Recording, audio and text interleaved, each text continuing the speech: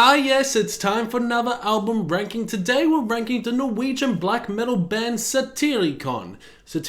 This band is a hit and miss for me, and I have to be brutally honest. Going through the discography was a fucking chore sometimes because I just didn't want to revisit these albums. But it's all for that cookie. You guys voted for this ranking, and I have to honor my subscribers with 47 of the votes going to Satyricon. So here goes. I don't mind Satyricon, but I just feel there's just so many better black metal bands that have done this sort of sound better.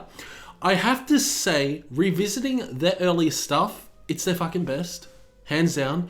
Don't expect to see the newest shit high because it's going fucking low. And if you don't like it, there's the back button. So kindly get yourself out of here if you're fans of new Satyricon. Because over the past decade and a bit, they've really released some mediocre albums.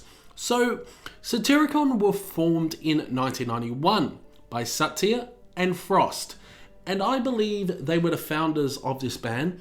They released their debut album in 1993, the year I was born. And from then, they have been pretty consistent, releasing 10 albums in 30 years. Half of it great and half of it mediocre. Satyr produced all the demos by himself before releasing the debut album Dark Medieval Times. So, you know the drill. Pop your rankings down below in the comments below, and let's start.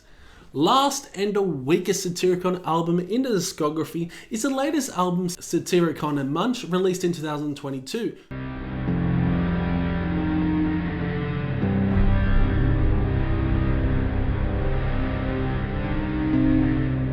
56 minutes of ambient music, not much black metal, a huge fucking disappointment. This is a boring album with not much substance, plenty of fucking atmosphere. It's just ambient music. It's an instrumental that lasts 56 minutes.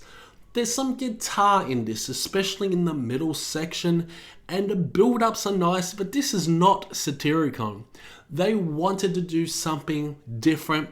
Well, they certainly did explore throughout their discography, and I'll tell you later on, but they certainly did do something different, but I don't think it went well with the fans. Disappointing release. It can get in the bin because I never want to hear this again. I heard it again for this ranking and I turned it off. I felt I could have used my time much better than listening to this shit. Their equally weakest album is the shit show Satyricon, the self-titled album released in 2013. This has to be the most boring and generic black metal album of all time. None of the songs are fucking memorable. It's just a boring album.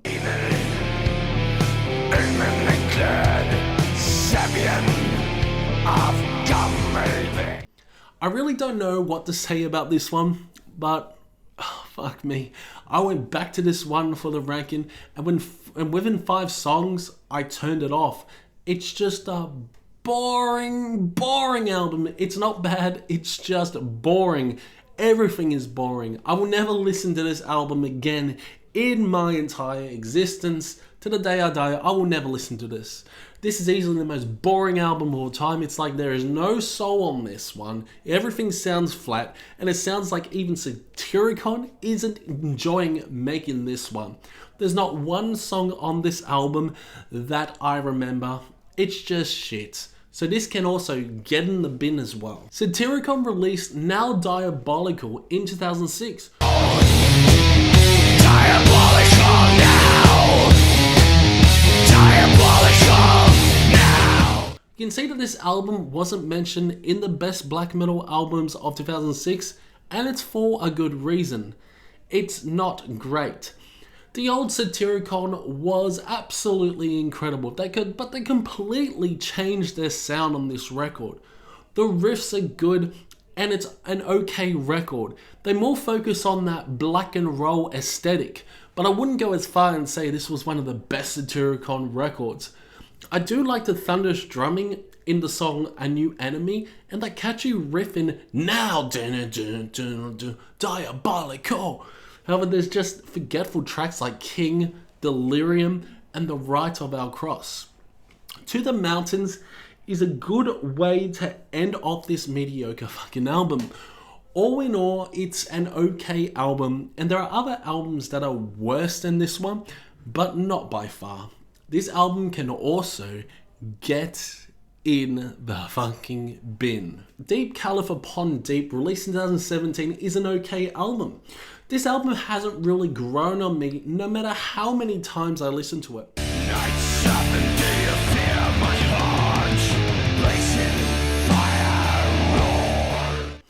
I feel the music composition is good, the riffs are good, but the song structure at times fails on this album, which is less memorable.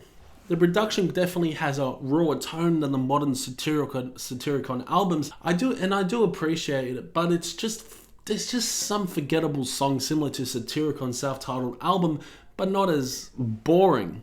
This is definitely more entertaining than that album, at least, but there is something missing. They do hold the same black and roll riffs from the Age of Nero and Now Diabolical, but I feel Deep Caliph Upon Deep is not as executed as well as the Age of Nero. Some standout tracks on this one is Midnight Serpent, Blood Cracks Open the Ground, and Dissonant were absolutely fantastic songs, but the rest of the album, meh. Volcano is next, and it was released in 2002, and this was a good album from Satyricon.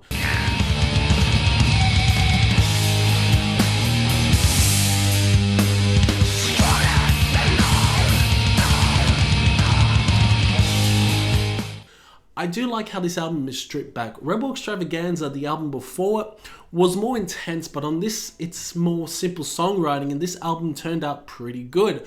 I do like the guitar work on this, and Seti's vocals are great as well.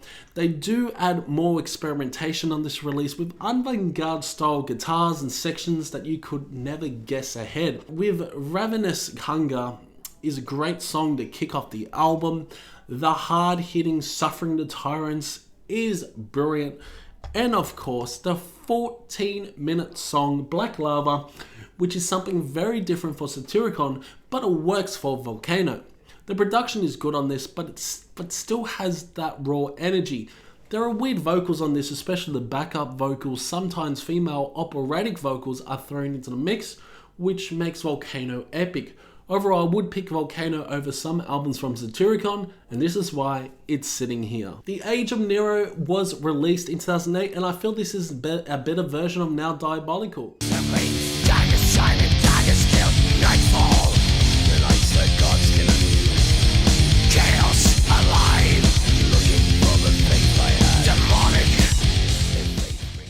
Those infectious guitar riffs are still there, but I find this album more fun to listen to. Satir still has that same vocal tone from Now Diabolical, but I feel the songwriting on The Age of Nero is a lot better. The guitars are brilliant on this, and the percussion is back in all its thunderous glory.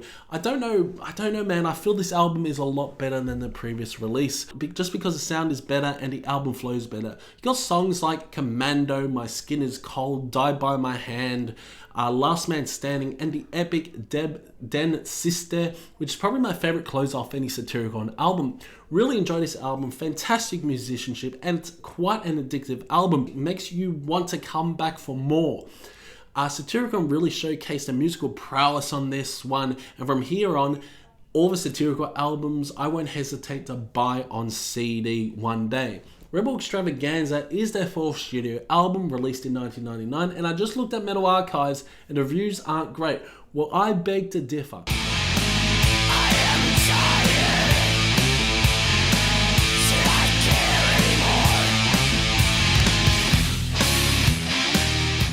This album is terrific. Satyricon changed the sound on this one, definitely becoming more progressive, completely different sound to Nemesis Defina, and it works in my opinion. So many fantastic fucking songs on this one. The guitar riffs and tremolo picking are haunting at times. Satyr's vocals are brilliant. The songs are heavily and progressive and quite unpredictable. Tied in bronze chains to kick off the album, throws you in a swirling vortex of Satyricon sound. Filth Grinder is an unpredictable banger. Havoc Vulture is a hard-hitting track with prog rock flares. Supersonic Journey has a cosmic vibe with the synths, and it's brilliant. The Scorn Torrent is a strange song utilizing clean female vocals, but it somehow works. It's an experimental album, but for me it works. It works. Reminds me of what Mayhem did with Grand Declaration of War. Very similar, it's just an interesting listen. Loved it. Nemesis Divina is next. Released in 1996, this album is brilliant. They all come in one.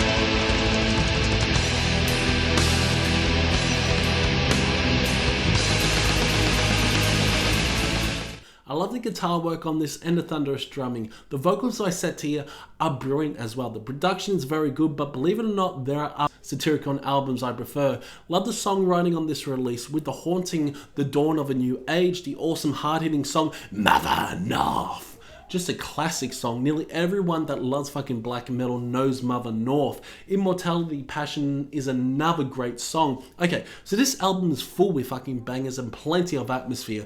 The guitar riffs are evil sounding, and it's a very evil sounding album. This is a lot of people's favorite Satyricon album. I can understand fucking why. It's absolutely fucking brilliant. But there are better Satyricon albums for me, and that is their early stuff.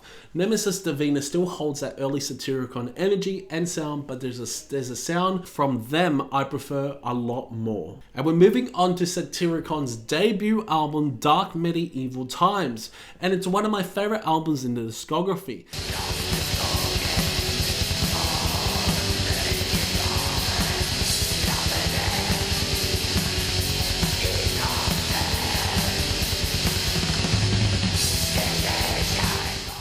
This just exudes a dark fucking atmosphere throughout the entire record. Production is raw, the production is raw, and it just hits harder. This is what Satyricon's sound originally sounded like. It's a fucking terrific album from start to finish. I love his vocals on this that exudes such raw energy of aggression. The beautiful clean guitars that saturated throughout the entire record between the black metal is blissful. There's calm and chaotic moments. I love the folkier elements on this album that really catches you by surprise. Walk the Path of Sorrow is an incredible song.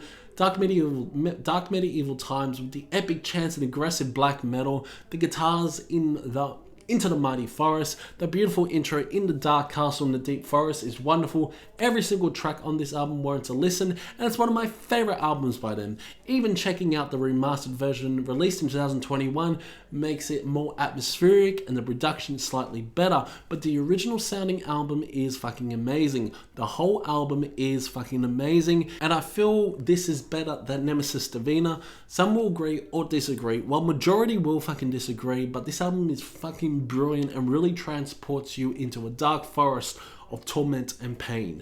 Ladies and gentlemen, we now discover my favorite Satyricon album. It's none other than The Shadow Throne. What an incredible album this is. I would sell my right kidney to get this on CD. Well, maybe not, but you get what I mean. This album is fucking amazing. This is, in my opinion, my favorite Satyricon album. The Shadow Throne was released in 1994. This is their sophomore album.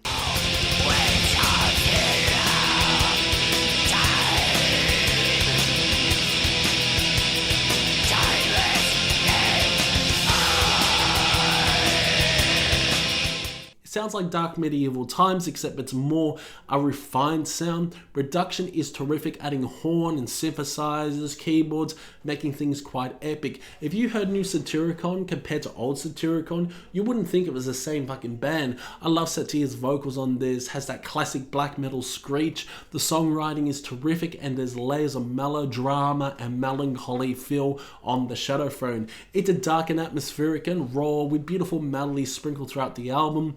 I love how this album gives a lot of breathing time. They take their time on this album. The Shadow Throne has a folkier edge with clean guitars in some songs. You also get chants throughout and a very interesting song, I ens Vart Kiste.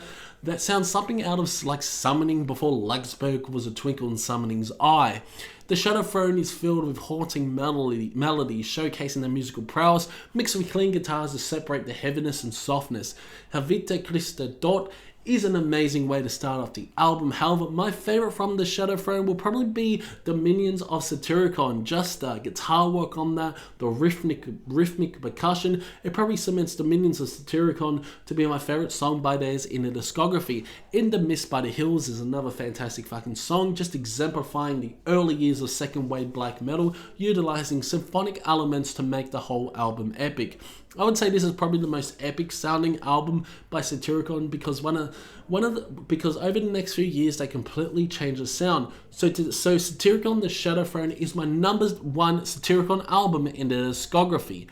So yeah, that's it. I tell you what, it was sometimes hard to get through Satyricon's discography, especially when it came to the modern releases. I always wanted to go back to the Shadow Throne, and that's my honest opinion.